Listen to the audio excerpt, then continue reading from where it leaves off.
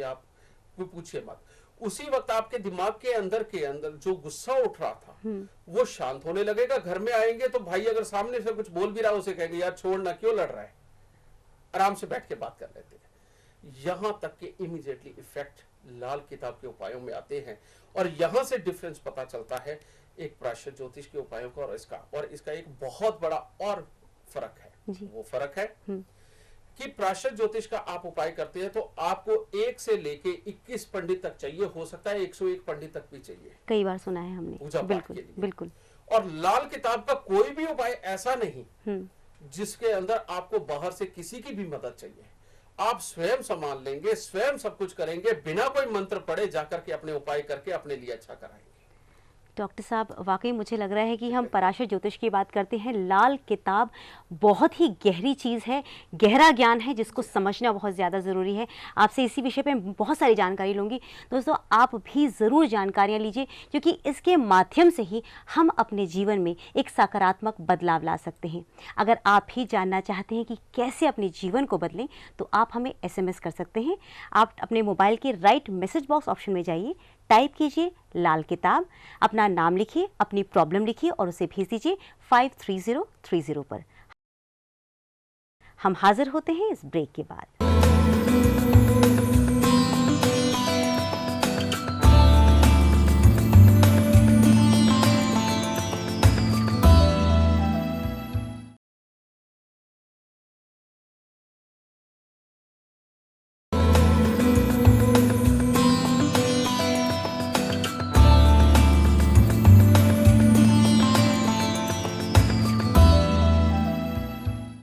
इस अल्प विराम के बाद आप सभी का हमारे इस खास कार्यक्रम बस अब दुख और नहीं में बहुत बहुत स्वागत है। हमारे साथ हैं विश्व के जाने माने ज्योतिषाचार्य, लाल किताब के ज्ञाता doctor GD Vashishtha ji. Doctor साहब, ब्रेक पर जाने से पहले आपने बहुत ही गहन जानकारी मुझे दी है लाल किताब के विषय में। आपने उससे बताया कि पराशर ज्योतिष से वो किस प्रकार से भिन्न है। आपने उस वक्त में लाल किताब के बारे में प्रसार किया जब लाल किताब के अस्तित्व पर प्रश्न चिन्ह लगा हुआ था। इसके अस्तित्व पर लोग अक्सर सोचा करते थे कि क्या वाकई इसके उपाय कारगर हो सकते हैं। आपने इस तरफ ध्यान किस तरह से दिया? आपने क्यों पराशर ज्योतिष न सीखकर लाल किताब के ज्योतिष पर ध्यान दिया और इसी को आगे बढ़ाया? योगिता, उसका पहला कारण तो ये रहा कि मेरे अपने खानदान के अंदर ही ये ज्योतिष चला आ रहा था जी। लाल किताब के बारे में मैं आप सबको भी बता दूं कि लाल किताब ये आज से 500-600 साल पहले लिखी गई और फारसी में ये लिखी गई थी और ये किताब जम्मू क्षेत्र से मिली और उसके बाद में सालों साल इसकी तरफ किसी ने कोई तवज्जो नहीं दी। तो ये अंग्रेजों के जमाने की बात है, लगभग ये बात है 1910 के आसपास की, 10-12 के आसपास की। उस वक्त पंडित रूपचंद जोशी जी हुआ करते थे जी। और वो एक सरकारी स्कूल के अंदर टीचर हुआ करते थे। उन्होंने इस लाल किताब को ट्रांसलेट किया फारसी से हिंदी में जी। क्योंकि वो सरकारी नौकर थे तो वो पब्लिश नहीं करवा सकते थे। तो उन्होंने पंडित गिरधारी लाल जी के नाम से ये मार्केट के अंदर 1923 के अंदर किताब पब्लिश करी। अच्छा, ठीक है जी। वहां पर कुछ लोगों ने इसको पढ़ा, कुछ जाना।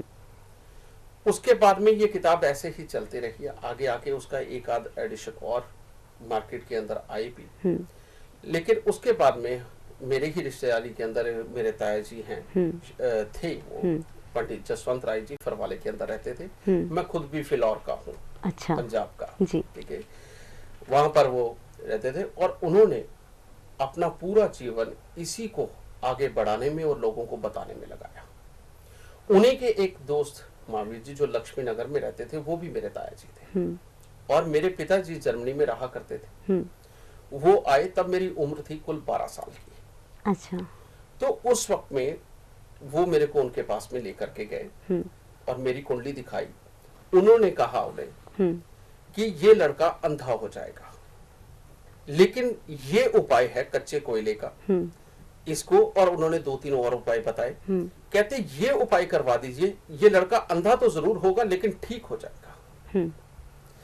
ठीक वही काम मेरे साथ में हुआ एक मेरी आंख उससे पहले बेकार हो चुकी थी। जब मैं हॉस्टल में था तो एयर गन का छर्रा मेरी आंख के अंदर लगा था। ओहो। उसके बाद में जैसे ही मेरी उम्र 14 साल की हुई, मैं दोनों आंखों से अंधा हो गया। दूसरी आंख में मेरे चोट लग गई, ये माथे पे भी लगी। ये चोट लगने के बाद में मैं अंधा हो गया, बिल्कुल मेरे को कुछ नहीं नजर आ रहा था। और जीटीबी हॉस्पिटल, जो आज की डेट में एशिया का सबसे बड़ा आई हॉस्पिटल है, ये हमारे मिंटो रोड के साथ में पड़ता है ये, ठीक है। वहां पर गया तो वहां पर डॉक्टर मेहता उन दिनों के अंदर वहां के चीफ थे, और तब मैं 14 साल का था। उस वक्त में उन्होंने मेरा इलाज किया, कहते ये लड़का ठीक नहीं हो सकता। उसी दरमियान मेरे पिताजी ने उपायों की पूरी झड़ी लगा दी, जितने कर सकने थे वो करते गए। 2 महीने के बाद एक सरदार जी डॉक्टर हैं, जिनका आज भी अमृतसर के अंदर हॉस्पिटल है, आई हॉस्पिटल है उनका। अच्छा। वो आए जर्मनी से अपनी ट्रेनिंग पूरी करके। उन्होंने उस हॉस्पिटल में आने के बाद में मेरा ऑपरेशन किया जी। और मेरी आंखें वापस आ गई। और आज भी अगर आप गौर से देखें तो मेरी दोनों आंखों के सेंटर के अंदर एक व्हाइट स्पॉट है दोनों तरफ, जो कि साफ बताते हैं कि मेरे कॉर्निया कटे हुए हैं। Oh my God. ठीक है, लेकिन विजन आ गई।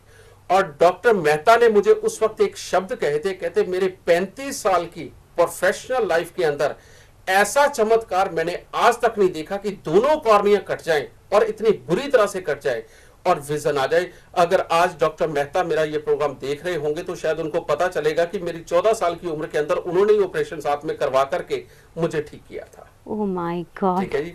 और तब ये वापस आए और वो 2 महीने मैं सिर्फ एक ही बात सोचता रहा कि कैसे उन्होंने बताया कि मैं अंधा हो जाऊंगा, और कैसे उन्होंने ये कहा कि ये उपाय कर और ठीक हो जाएगा।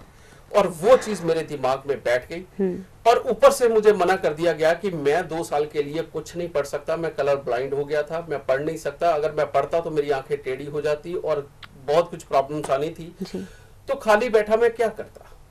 मेरे दिमाग में ये चीज बैठ चुकी थी। घर पे मेरे को पढ़ने नहीं दिया जाता था, कोई काम नहीं करने दिया जाता था। मैं उस वक्त पंजाब चले जाता था, क्योंकि सारा ही खानदान ज्योतिषियों का भरा हुआ है। तो उस वक्त में मैंने सबसे थोड़ा थोड़ा करके सीखना शुरू करा। मैंने अपने जीजों से, अपने जो मेरे चाचे थे उनसे, जो ये पंडित जसवंत राय जी, उनके पास में भी ऐसे एक सूद साहब फीलगंज के अंदर हुआ करते थे, लुधियाना फीलगंज के अंदर। वो अब नहीं है, लेकिन उनका नाम क्या है ये वहां पर जाकर के पता चलता है कि सूद साहब क्या थे। ठीक है, उनसे सीखा। पहली मेरी प्राथमिक जो शिक्षा उन्होंने ही मेरे को दी थी जी। और उन्होंने मेरे को सिखाया। सिखा करके वो यहाँ दिल्ली में भी आते थे, मेरे घर पे भी आते थे। तो इस तरह से वो सीखा मैंने। और सीख करके कब मैं यहाँ तक पहुंच गया मुझे कुछ नहीं पता चला, और मैं करता ही चला गया। लेकिन मैं अपने पिताजी से बहुत पिटा हूँ इसको सीखने में, क्योंकि लाल किताब की एक खासियत है, जो भी इंसान इसे दिल से पढ़ता है, दिल से बताता है, वो पागल होके मरता है। इसकी ये खासियत है। और सूद साहब, शायद उनके घर के लोग भी इस वक्त देख रहे होंगे, उनको तो अच्छी तरह से पता है जो उन्होंने भुगता है। या मेरे जो बुजुर्ग गए हैं, मेरे बुजुर्ग वो खेतों में ही भागते गए हैं, क्योंकि लोग उनके पीछे हुआ करते थे पूछने के लिए, और वो खेतों में भागा करते थे, और साथ ही उनको गालियां निकाला करते थे। लेकिन लोग वो गालियां भी प्रसाद समझ के चलते हैं। और आज भी जब भी मैं गद्दी पे बैठता हूँ, मेरे को क्यों और कब और क्यों ज्यादा गुस्सा आ जाता है मुझे कोई नहीं कह सकता। और जबकि नॉर्मल जिंदगी के अंदर मैं कैसा हूँ वो सब आप लोग भी देखते हैं, मेरा सब स्टाफ भी जानता है, और सारे आप लोग सब जानते हैं। लेकिन वहां बैठ के क्यों ये होने लगता मुझे नहीं पता। लाल किताब दिल से पढ़ी जाए, दिल से बताया जाए, करवाया जाए, इसका ये एक नेगेटिव इफेक्ट जरूर है, लेकिन ये लोगों की जिंदगी को वाकई में संवार सकती है। और उस दिन से लेके आज तक मैंने इसको पूरा अपने दिल के अंदर उतारा है। दिल से देखता हूं, दिल से काम करता हूं। जो मेरे पास मेरे क्लाइंट आ चुके हैं वो सब जानते हैं कि मेरे यहाँ आने के बाद में उनको वाकई में वो ट्रीटमेंट मिलता है जो एक अपने बड़े के पास में जाने से मिलता है। इस बात को तो हम भी जानते हैं। आज तक जो भी आपके पास आया है उसे कभी भी किसी भी कष्ट में अगर आपने देख लिया तो उसे आपने कष्टों से बाहर ज़रूर निकाला है।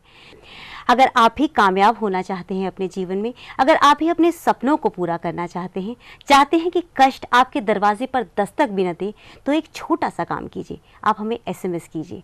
SMS करने के लिए अपने मोबाइल के राइट मैसेज बॉक्स ऑप्शन में जाइए, टाइप कीजिए लाल किताब, स्पेस दीजिए, अपना नाम लिखिए, अपनी प्रॉब्लम लिखिए और उसे भेज दीजिए 53030 पर। यकीन मानिए हम आपको अपने इसी कार्यक्रम में शामिल करेंगे। आप सामने बैठेंगे डॉक्टर GD वशिष्ठ के और जान सकेंगे कि जीवन में जो दुख हैं उनसे मुक्ति आपको कैसे पाना है।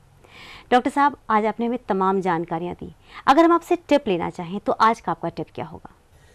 लाल किताब के अंदर सबसे बड़ी अहमियत रिश्तों की है। तो मैं आप सबको यही कहना चाहूंगा कि अपनी जिंदगी के अंदर आप कोई भी रिश्ता ना गवाएं। अगर थोड़ा सा धैर्य करके आपका अगर एक रिश्ता बचता है या एक बार झुक जाने से आपका कोई रिश्ता बरकरार रह सकता है, तो आप अपने जीवन की पूंजी कभी भी नहीं खोएंगे और आप जिंदगी के अंदर सदा तरक्की पर रहेंगे। डॉक्टर साहब, आपका बहुत बहुत धन्यवाद। आपने इतनी सारी जानकारियां हमें दी। आपसे फिर मिलेंगे। नमस्कार। माता रानी सबको सुखी रखे। अगर आप भी सुख की अनुभूति उठाना चाहते हैं कि जीवन में खुशियां ही खुशियां हों, तो हमारे इस प्रोग्राम के साथ निरंतर जुड़े रहिए। आपसे कल फिर मुलाकात होगी, इसी समय, इसी चैनल पर। नमस्कार।